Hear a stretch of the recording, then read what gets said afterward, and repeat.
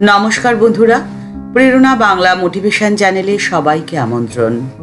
আপনি যতই মনে করুন আপনি নিজের মতো করে ভালো থাকবেন, কিন্তু আপনি বুঝতেও পারবেন না যে আপনার পেছনে আপনাকে নিয়ে আলোচনা সমালোচনা চলছে।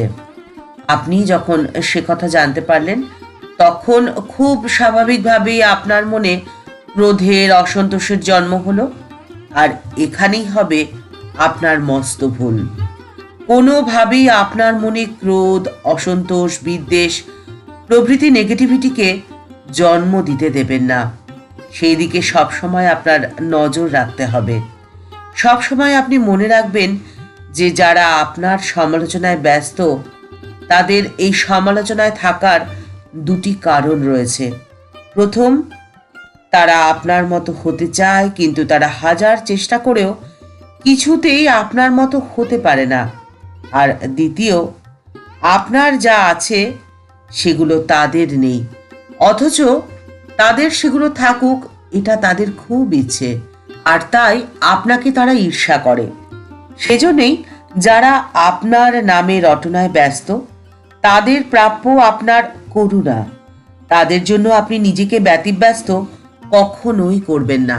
মনে হাজারো দুঃখ কষ্ট নিয়ে এক ভক্ত গেছেন ঠাকুর শ্রী রামকৃষ্ণ পরমহংসদেবের কাছে। ঠাকুর অন্তর্যামী, তিনি ভক্তকে বললেন, সবাই কি তাকে ধরতে পারে রে? শুনে ভক্ত ঠাকুরকে বলছেন, সর্বনাশ, এ আপনার কি প্রশ্ন ঠাকুর? আমরা এই ঘা খাওয়া পোড় খাওয়া মানুষের দল টুকটুক করে তার সন্ধানেই যে চলেছি। সব ক্ষত, সব জ্বালা তিনি জুড়িয়ে দেবেন। জীবনের যত অপমান সহ্য করেছি সব তিনি ভুলিয়ে দেবেন। সব অভাব তিনি পূর্ণ করবেন। অপরিমিত গৌরবে ভরিয়ে দেবেন এই অগৌরবের জীবন। আর আপনি বলছেন তাকে ধরতে পারবো না? এ কেমন কথা ঠাকুর? ভক্তের কথা শুনে ঠাকুর তাকে বললেন, তুমি কোন থাকের মানুষ হে? ভক্ত ঠাকুরকে বলছেন, আগে থাক মানে কি ঠাকুর? ঠাকুর উত্তর দিচ্ছেন, শোন, তাহলে ব্যাপারটা পরিষ্কার করে বুঝিয়ে বলি। তার ইচ্ছে নয় যে সবাই তাকে পাক। তিনি ভালো লোক করেছেন, মন্দ লোক করেছেন, ভক্ত করেছেন, আবার অভক্তও করেছেন, বিশ্বাসী করেছেন, আবার অবিশ্বাসী মানুষও যে তৈরি করেছেন। তার লীলার ভেতরে সব বিচিত্রতা। তার শক্তি কোনোখানে বেশি প্রকাশিত, আবার কোনোখানে বা কম প্রকাশ পেয়েছে। সূর্যের আলো মাটির চেয়ে জলে বেশি প্রকাশিত হয়, আবার জলের থেকে দেখো দর্পণে তার বেশি প্রকাশ। এবারে বুঝলে কিছু? এবারে নিজের দিকে বেশি তাকাও দেখি। তুমি মাটি না জল না আয়না? মাটি হলে জল হতে হবে তোমাকে, আর জল হলে হবে আয়না। অহংকার থেকে আসে বিচার, আর বিচার থেকে সংশয়। অহংকার যাওয়া বড় শক্ত কাজ, যেমন অশ্বত্থ গাছ। এই কেটে দিলে তার পরের দিন দেখবে আবার শিকড় বেরিয়ে গেছে। যতক্ষণ তার শিকড় আছে ততক্ষণ সে আবার জন্মাবে। সবসময় মনে রাখবে, তিনি সুমতি দেন, আবার তিনি কুমতি দেন। তিতো মিঠে ফল কি নেই? কোনো গাছে দেখবে মিষ্টি ফল, আবার কোনো গাছে তেতো বা টক ফল হয়। তিনি মিষ্টি আম গাছও করেছেন, আবার টক আমড়া গাছও করেছেন। তার সবই মায়ার ঐশ্বর্য।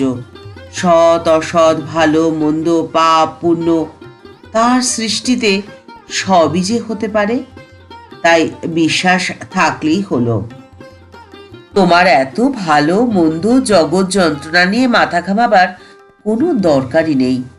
তোমার চাহিদাটা কি? তোমার বিশ্বাসটাকে আগে জাগাও।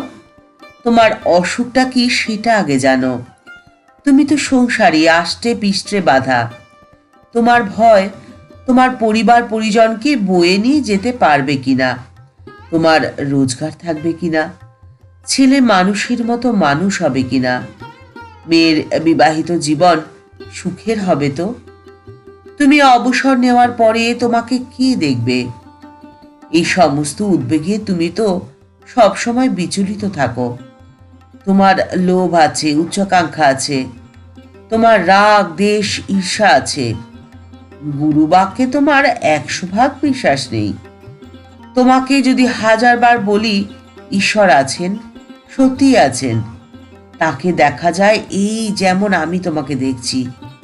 তুমি ঘাড় নাড়াবে, কিন্তু তারপরে তোমার নিজের বিচার প্রয়োগ করে ভাববে, তা কি কখনো হয়?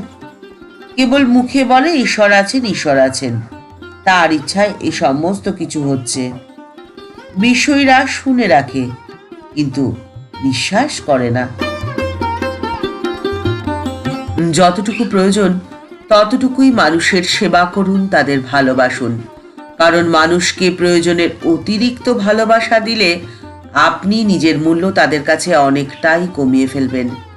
মানুষকে নয়, মানুষের ভেতরের ঈশ্বরকে ভালোবাসুন আর বিশ্বাস রাখুন সর্বশক্তিমানের ওপরে। ভক্তের ভেতরেই তিনি বিশেষ রূপে রয়েছেন।